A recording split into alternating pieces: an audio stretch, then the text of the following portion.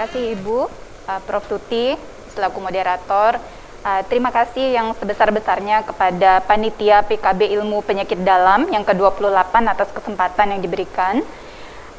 Tidak lupa pula saya menyapa semua peserta simposium virtual hari ini.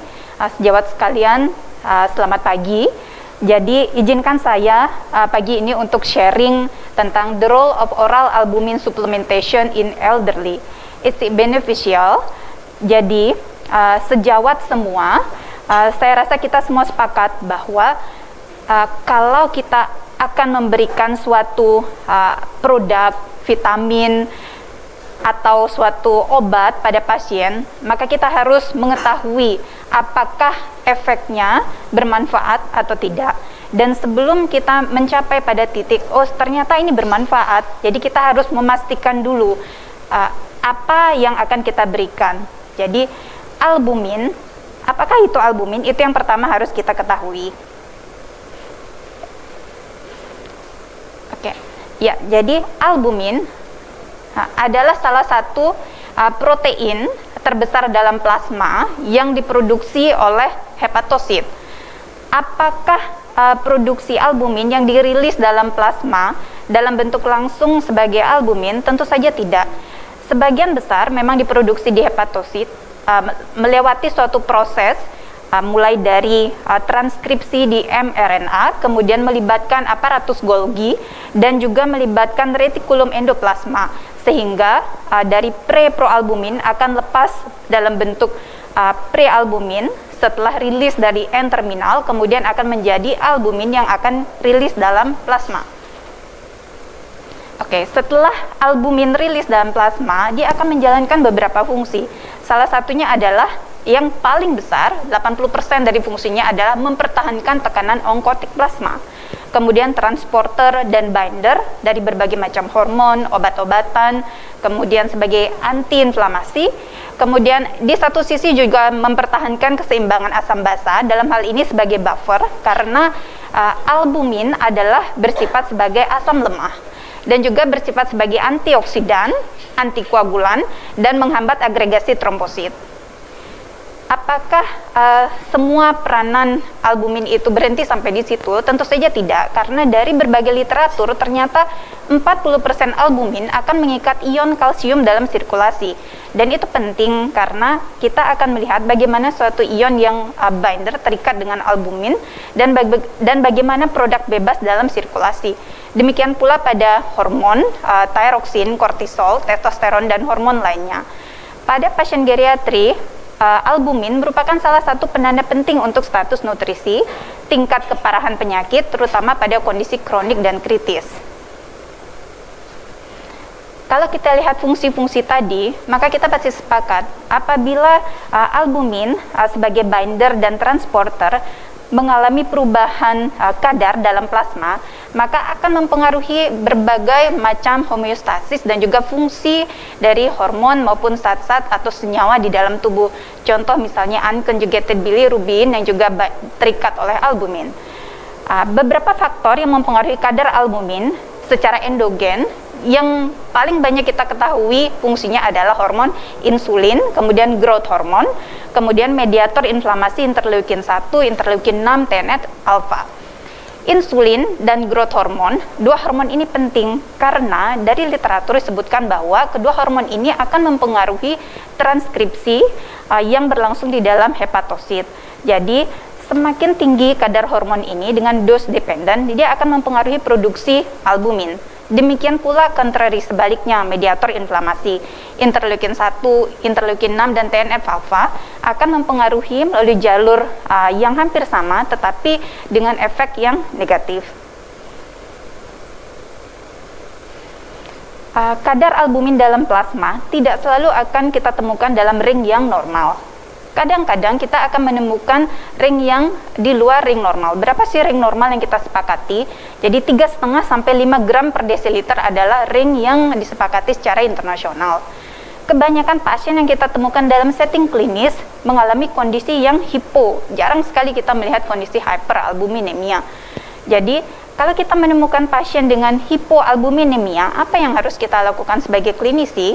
Yang pertama pasti diagnosis, kemudian temukan penyebab. Kausatif harus kita tentukan sebelum kita memutuskan, oke, kita akan treat pasien, dan kemudian kita pilih jenis albumin apa yang sesuai. Dari review tadi, setelah kita mengetahui peranan, kemudian kadar yang normal, penting untuk kita ketahui bagaimana atau hal-hal apa saja yang mempengaruhi kondisi turunnya kadar albumin dalam plasma. Jadi, ketidakseimbangan antara produksi, kemudian degradasi atau katabolisme, dan juga adanya perubahan dalam ekskresi, laju ekskresi albumin yang lebih besar dari yang normal, dan juga perubahan distribusi, keseimbangan antara volume distribusi intravaskular, kemudian ekstravaskular akan sangat mempengaruhi kondisi ini. Contohnya penurunan sintesis albumin. Seperti poin awal tadi, kita semua sepakat bahwa albumin majority diproduksi di hepatosit. Jadi semua proses yang mempengaruhi sintesis albumin oleh hepatosit akan menurunkan produksi albumin. Demikian pula nutrisi yang perlu atau penting untuk membentuk albumin. Apabila itu menurun, maka akan terjadi juga penurunan produksi albumin. Pada pasien geriatri, yang sering ditemukan adalah penurunan sintesis dan kombinasi dengan peningkatan katabolisme. Meskipun perubahan distribusi juga sering kita temukan, contohnya pada kasus-kasus gagal jantung kongestif, di mana terjadi perubahan distribusi antara intravaskular dengan ekstravaskular, terjadi perubahan tekanan intravaskular akibat penurunan albumin sehingga terjadi leakage dari cairan intravaskular disertai dengan albumin ke ekstraselular atau ekstravaskular. Ya, setelah kita mengetahui bagaimana peranan penting dari albumin, kemudian kita pasti akan timbul satu pertanyaan, apakah serum albumin dan kesehatan suatu hal yang berhubungan pada pasien geriatri? Sebelum kita mengatakan bahwa oke, albumin itu penting peranannya bagi kesehatan pasien lanjut usia, maka kita harus menilai apakah ada studi yang memang established untuk hal ini. Suatu review dan meta-analisis yang dilakukan oleh Cabrerizo et al. Tahun 2015, di sini didapatkan bahwa ternyata hypoalbuminemia is a mortality prognostic factor in elderly people, whether they live in the community or they in hospital or institutionalized. Low level of albumin are associated to worse recovery following acute pathologies. Jadi, terbukti bahwa hipoalbuminemia merupakan salah satu faktor prognosis yang penting terhadap pasien lanjut usia, baik itu di komunitas, di rumah sakit, ataupun di long term care. Level albumin yang rendah dihubungkan dengan recovery pada penyakit akut yang jauh lebih buruk.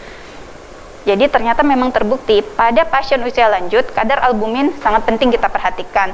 Ini adalah beberapa penelitian lain, mulai dari penelitian yang dilakukan oleh Okamura 2008 di Jepang, kemudian Onem di Turki, kemudian ada juga penelitian yang dilakukan di USA dan juga di Jepang. Jadi semua berusaha untuk membuktikan mencari hubungan antara albumin dengan status kesehatan pada lansia. Ya, ketika kita sudah berada pada poin, ini adalah suatu pasien lanjut usia yang mengalami hipoalbuminemia, apa yang harus kita lakukan? Maka kita akan memilih apakah pasien A, B, C indikasi untuk diberikan transfusi albumin, atau kita bisa melakukan terapi yang lain. Salah satu yang bisa menjadi pilihan adalah albumin parenteral. Albumin parenteral, beberapa dari panduan klinis bisa kita pakai, indikasinya adalah beberapa bisa dilihat. Jadi bisa dilakukan dengan pada prosedur parasentesis, kemudian pada heart surgery, major surgery juga bisa, tetapi pada kasus-kasus tertentu harus juga kita lihat setting pasien. Contoh pada luka bakar. Pada luka bakar, kalau onsetnya kurang dari 24 jam, tentu saja kita tidak berpikir untuk segera memberikan transfusi albumin, karena kita harus menstabilkan kondisi pasien terlebih dahulu. Dan panduan klinis seperti yang saya tampilkan harus tetap disesuaikan dengan kondisi pasien kita di lapangan. beberapa kondisi sering juga kita temukan pada setting klinis di mana pasien saya ternyata mengalami kondisi hipoalbumin. Tetapi saat ini kalau kita lihat belum ada indikasi yang cocok atau appropriate untuk mendapatkan terapi transfusi albumin. Apa yang kita lakukan? Pada beberapa kondisi ini, seperti yang sejawat bisa lihat, kadar albumin lebih dari 2,5, kemudian gram per desiliter, malnutrisi kronis, non-hemorrhagic shock, luka bakar dalam onset 24 jam pertama, kemudian cerebral ischemia, hipoalbumin yang kronik atau penyembuhan luka yang kronis, asites yang berespon baik dengan diuretik, atau pada kondisi-kondisi protein losing enteropati.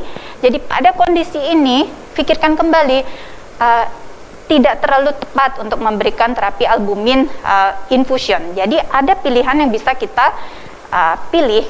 Jadi beberapa sumber albumin yang bisa kita pilih adalah salah satunya dari yang ada saat ini, terapi oral dengan ekstrak ikan gabus, kemudian yang banyak lagi sering sekali kita temukan dalam setting klinis adalah pemberian ekstrak putih telur, kacang kedelai, ataupun dari produk olahan daging. Kalau kita menjadi pasien, apa yang akan kita lakukan kalau kita ditawari? Apakah secara konvensional kita akan memilih mengkonsumsi 7 butir telur atau satu ekstrak, contohnya satu ekstrak ikan gabus yang secara kuantitas justru jauh lebih besar kalau kita mengkonsumsi telur. Bayangkan 7 butir sehari. Tetapi kalaupun tidak ada pilihan, saya rasa bukan hal yang buruk. Jadi masih bisa dilakukan, tergantung kembali setting klinis dan kondisi kita saat merawat pasien. Jika kita perhatikan, di Indonesia saat ini memang sudah ada pilihan selain ekstrak putih telur yang sudah familiar memang saat ini. Jadi salah satu pilihan bisa didapatkan dari ekstrak spesies Canas striata atau ekstrak ikan gabus, salah satu pilihan untuk terapi albumin oral. Tetapi kembali lagi, ketika kita memberikan opsi pilihan pada pasien, maka kita harus tahu apakah betul sesuatu yang kita tawarkan itu memberikan manfaat. Jadi ada suatu studi klinis yang dilakukan oleh Kasanah et al. Tahun 2015. Di sini dilakukan penelitian apakah betul dalam suatu ekstrak Canas striata mengandung albumin dalam jumlah yang signifikan. Ternyata didapatkan bahwa baik dari ekstrak Canas striata budidaya maupun yang didapatkan secara alamiah terbukti mengandung albumin, asam amino esensial, dan juga makro dan mikro mineral.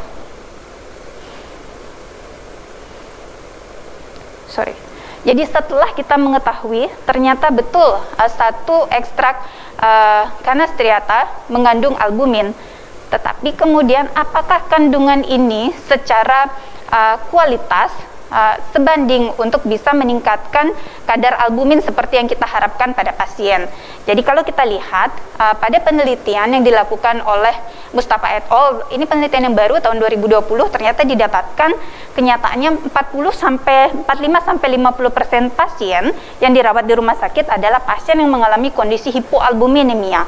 Dan ketika diberikan ekstrak perlakuan dengan ekstrak Canas striata secara signifikan ternyata mampu meningkatkan kadar albumin dalam plasma.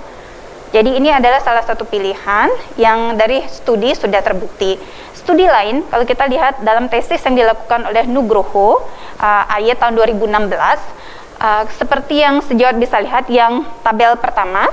Tabel pertama kita lihat ini adalah baseline pada hari ke-0, pada hari ke-1, 2, dan 3, kelompok perbandingan antara human albumin transfusion dengan yang satunya adalah ekstrak ikan gabus. Jadi di sini Nugroho tahun 2016 melakukan suatu studi dalam tesis beliau untuk membandingkan head to head antara human albumin dengan ekstrak ikan gabus. Ternyata dari hasil penelitian didapatkan dari baseline tidak bermakna, jadi nilai P-nya didapatkan tidak berbeda secara signifikan di awal. Kemudian setelah diberikan human albumin dan juga ekstrak ikan gabus, pada perbandingan perbedaan kadar albumin dari hari ke-0 dan ke-1, begitu transfusi albumin diberikan, berbeda secara bermakna. Tetapi bisa dilihat tidak demikian dengan hari-hari yang berikutnya. Jadi pada hari kedua dan ketiga ternyata tidak didapatkan perbedaan bermakna antara kadar albumin plasma pada kelompok human albumin dan juga dengan kelompok yang diberikan ekstrak ikan gabus. Itu adalah studi secara keseluruhan pada pasien dewasa muda. Lalu bagaimana dengan pasien elderly? Seperti kita ketahui bahwa pada pasien lanjut usia sudah terjadi inflamasi kronik yang sustain, jadi berkepanjangan dalam masa hidupnya, dan juga terjadi immune senescence, inflammaging, di samping memang organ sendiri mengalami aging sesuai dengan umur. Jadi apakah pemberian preparat albumin oral bermanfaat? Mari kita lihat suatu bukti klinis, beberapa bukti klinis yang sudah dilakukan. Ini adalah salah satu double blind randomized control trial yang dilakukan di Rumah Sakit Cipto Mangunkusumo oleh Prof. Siti dan Dr. Rosa Mulyana et al. Tahun 2017. Beliau meneliti tentang the effect of Osteocephalus striatus extract on the levels of IGF-1 and albumin in elderly patient with hypoalbuminemia, di mana pada pasien lanjut usia yang rawat inap dengan kondisi malnutrisi dilakukan penelitian secara double blind, randomized control, dan didapatkan bahwa seperti yang bisa dilihat, jadi pada tabel atas kita lihat bagaimana perbedaan kadar IGF-1 dan juga albumin dalam plasma setelah pemberian 14 hari ekstrak Osteocephalus ekstrak dibandingkan dengan kelompok placebo. Ternyata didapatkan perbedaan yang bermakna. Kemudian di antara kelompok juga didapatkan perbedaan yang bermakna antara kadar IGF-1 dengan albumin antara kelompok kontrol dengan perlakuan.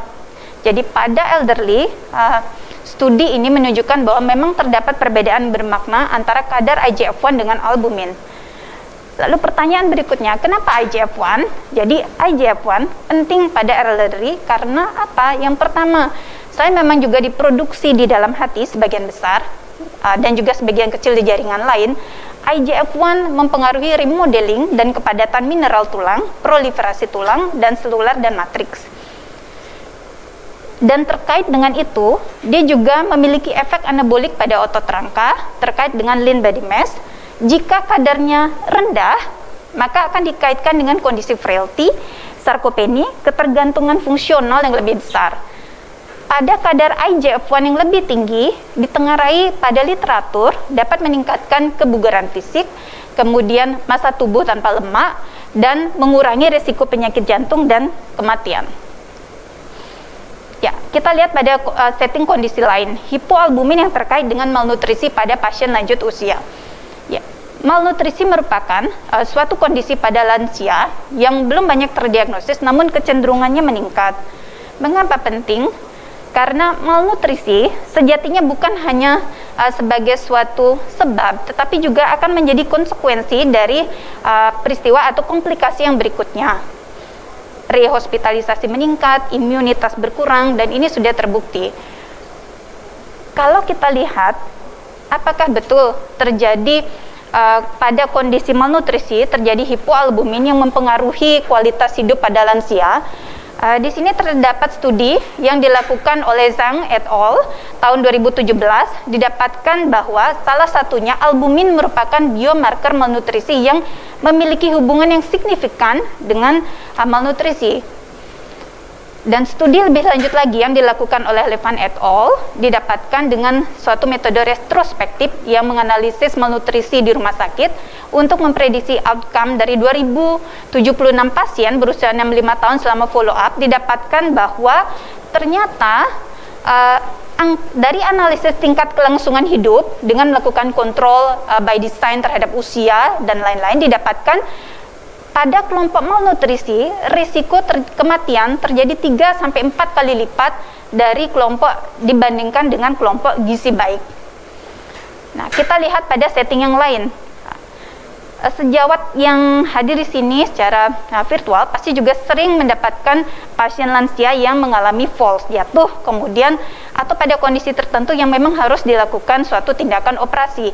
Dan secara koinsidental kita temukan juga dengan kondisi hipoalbumin. penelitian yang dilakukan oleh Sinkar et al. Didapatkan pada suatu persiapan preoperasi didapatkan juga suatu kondisi hipoalbuminemia. Memang ini bukan fokus pada suatu populasi lanjut usia, tetapi pada beberapa subjek umurnya lebih dari 60 tahun, dan didapatkan secara umum bahwa komplikasi signifikan pada luka operasi pada kelompok yang mengalami hipoalbumin dibandingkan pasien dengan kadar albumin yang normal. Nah, bagaimana dengan luka kronis seperti yang sering kita lihat pada pasien yang mengalami ulkus dekubitus, pasien lansia yang mengalami imobilitas, kemudian sequelae akibat penyakit kronis. Di sini ternyata bahwa pemberian albumin oral dapat mempercepat proses penyembuhan luka karena terkait dengan proses pertumbuhan jaringan dan regenerasi jaringan. Salah satu ekstrak Canas striata yang ada di Indonesia, yang juga sponsor pada Simpo hari ini ya, mengandung albumin dalam jumlah yang signifikan, mikronutrien, sehingga hal ini juga ditengarai dapat meningkatkan infiltrasi sel inflamasi, bisa dilihat di pojok sana, kemudian proliferasi fibroblast dan juga sekresi kolagen. Ya, dari pemaparan sekian tadi, jadi mulai dari di mana dia diproduksi albumin, kemudian peranannya, sehingga bisa kita tarik kesimpulan bahwa hipoalbuminemia pada lansia sangat penting untuk didiagnosis dengan cepat, mengingat pentingnya fungsi albumin yang tadi sudah dipaparkan. Dari berbagai studi klinis, sudah dibuktikan bahwa terutama pada populasi lansia, ekstrak Canas striata yang merupakan salah satu pilihan untuk terapi albumin secara oral dapat meningkatkan kadar albumin dan juga IGF-1 dan juga mempercepat penyembuhan luka pada lansia. Pada beberapa kondisi medis, terapi bisa dilakukan dengan suplementasi albumin oral seperti yang tersedia saat ini. Sehingga disimpulkan, kembali lagi pada poin awal, menjawab kembali pertanyaan yang tadi bahwa apakah beneficial? Jadi jawabannya iya.